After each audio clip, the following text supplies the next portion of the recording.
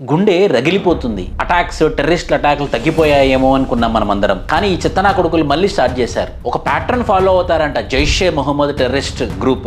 ప్రతి 3 నెలలకు ఒకసారి గ్యాప్ ఇచ్చి ఆ 3 నెలల తర్వాత బాంబు పెడతారంట. సేమ్ ఇలానే పహల్గామ్లో చేశారు. తర్వాత జమ్మూ అండ్ కాశ్మీర్లో ఒక టెంపుల్లో కూడా ఇలానే చేశారు. జైషే మొహమ్మద్ వాళ్ళు చేశారు.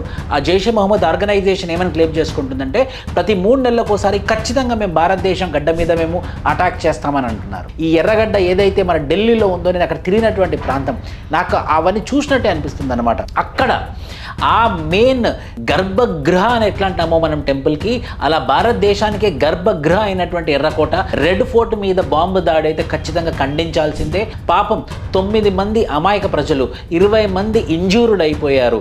ఇలా చేస్తే వాళ్ళకి ఎలాంటి అల్ప సంతోషం దొరుకుతుందో అర్థం కావట్లేదు. కానీ భారత ప్రభుత్వం అయితే చాలా ఎఫర్ట్స్ చేస్తుంది.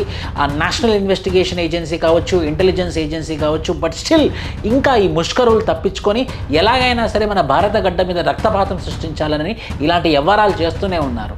సో అందరం మొక్క తాటితోని ఈ యొక్క ముష్కరుల మీద, టెర్రరిస్టుల మీద ఖచ్చితంగా మనం ఒక దండయాత్ర చేయాల్సిందే.